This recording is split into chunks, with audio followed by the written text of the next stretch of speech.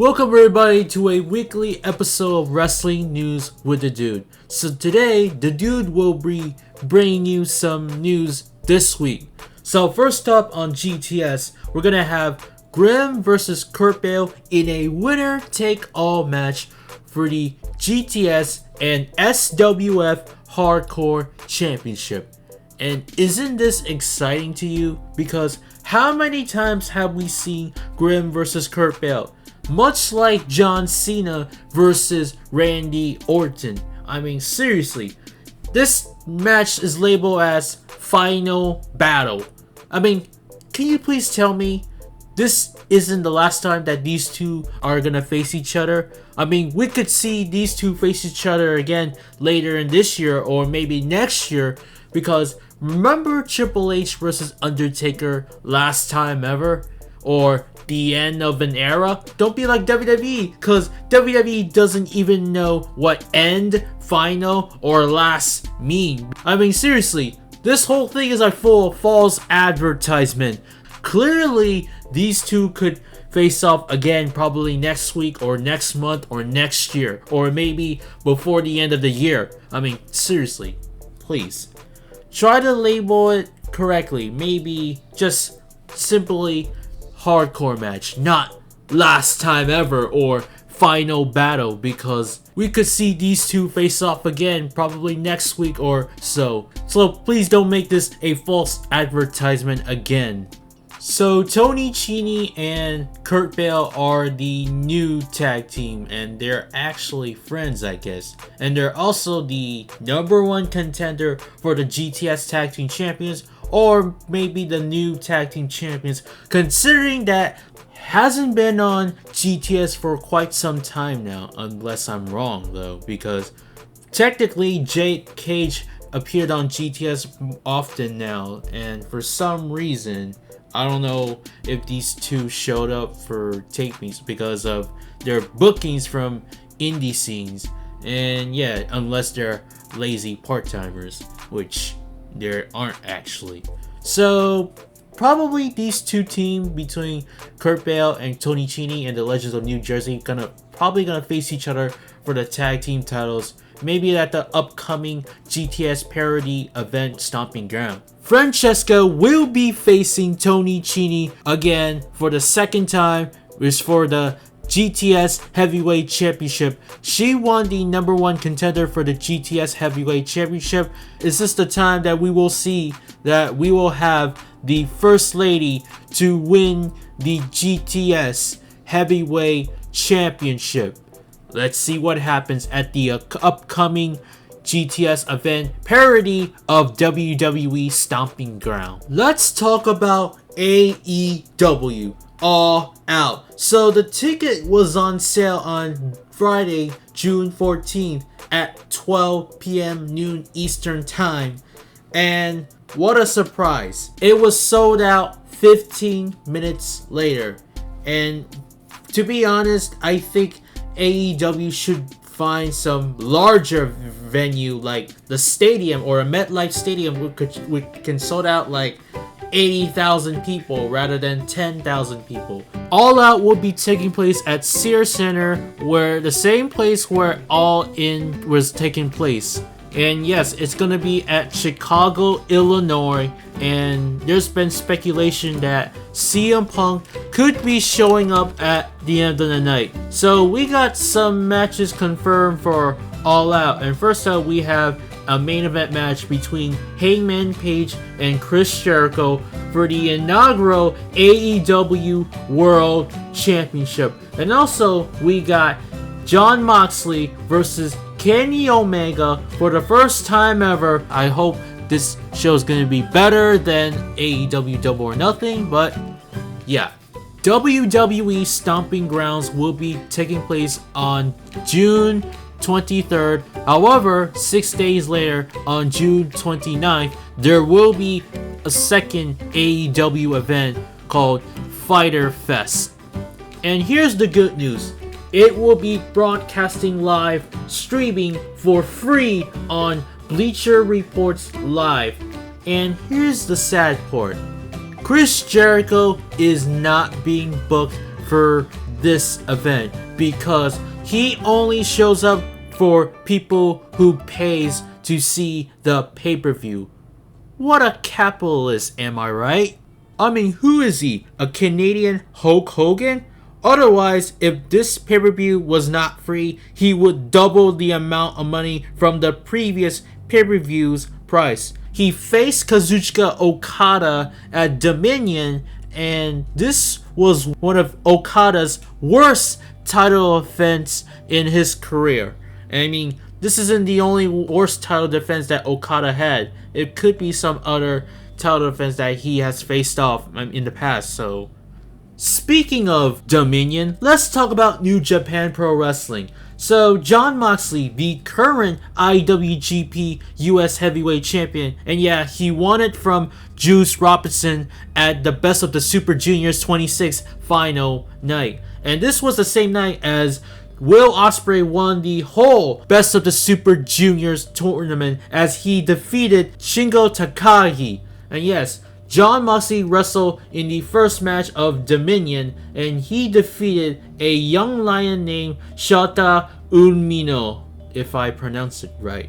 Yeah, after he won the match, he was the first man to announce that he's going to enter the G1 Climax this year.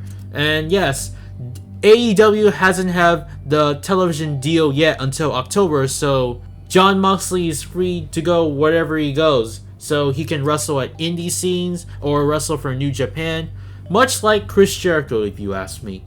So yes, Jon Moxley isn't the only one who'll be entering the G1 Climax. Shingo Takagi, who's a junior heavyweight, is also going to be entering at the G1 Climax 29 as he announced after he defeated Satoshi Kojima. And the next person who will be entering the G1 Climax is Will Ospreay, as he announced it after he won the IWGP Junior Heavyweight Championship. It was the backstage interview, by the way. And yes, we got the returning of Katsuyori Shibata. Oh wait, he's not wrestling. He's bringing out his closest friend, Kenta, formerly known as Hideo Itami. He's back. Well, technically he's back on NJPW since he was on NJPW before, because he was part of Noah before he joined WWE. So yes, Kenta is back and he will be entering the G1 Climax this year. And yes, you will never ever going to see Hideo Itami again. So we've seen the double main event. The first double main event, we had Tetsuya Naito defeating Kota Ibushi to become the new IWGP Intercontinental Champion. And this was, oh my god, I feel so bad for Kota Ibushi. Like, he landed on his head for F's sake, and he had like a black eye, and oh my god. And thank god Kota is okay. And then we had a second double main event, which was one of the worst match for Okada, because Chris Jericho attacked Kazuchika Okada after the match, and the ending of the match was so bad because Kazuchika won with a roll up, and oh my lord. After the match, Chris Jericho attacks him, and then he tries to end his career, but then Hiroshi Tanahashi was on the commentary booth, came out for a save, which began a feud between Chris Jericho and Hiroshi Tanahashi in the future, but most likely is going to be taking place either King of Pro Wrestling or Wrestle Kingdom 14. You decide. And the last thing I wanted to talk about is that WWE has once again drew a low rating viewership. And oh my lord, how many times have we seen Shane McMahon bragging about how he's the best in the world? And same goes with appearance of Drew McIntyre appearing on Raw and SmackDown because of the wild card rule. Because come on, what would happen if Vince McMahon dies or retires? I mean, seriously, we have the same old Raw episode featuring Baron Corbin, Bobby Lashley, Drew McIntyre, and Shane McMahon. I mean, come on now. It's not because of the character, which I don't blame them. It's all because of the WWE creative team, and especially Vince McMahon and Kevin Dunn. Oh yeah, speaking of Vince McMahon and the rest of the McMahon family, except Shane McMahon, was not on Raw backstage or SmackDown backstage as well, because they were in California. And also, here's a fun fact: if Vince McMahon isn't there, Kevin Dunn isn't there. So this is just a sad thing.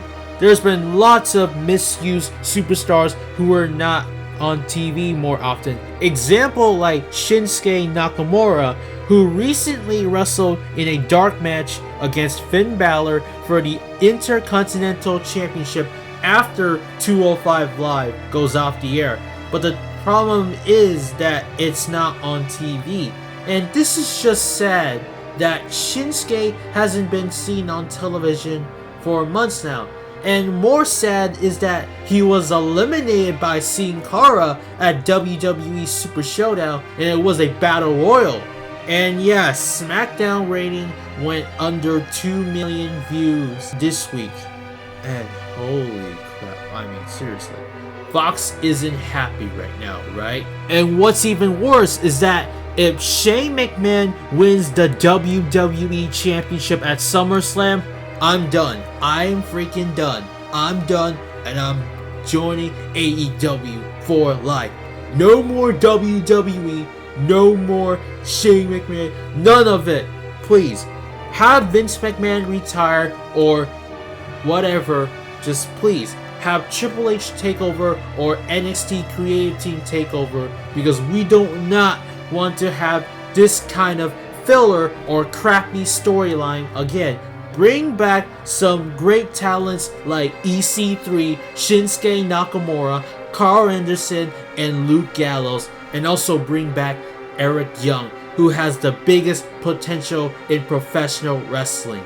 So with that being said, thanks for watching this video. Don't forget to like this video, share this video, and subscribe for more content. Comment if you want to. Tap that little bell so you don't want to miss an upload. And peace and good day. And as what Tetsuya Naito say, hasta mañana. Adios.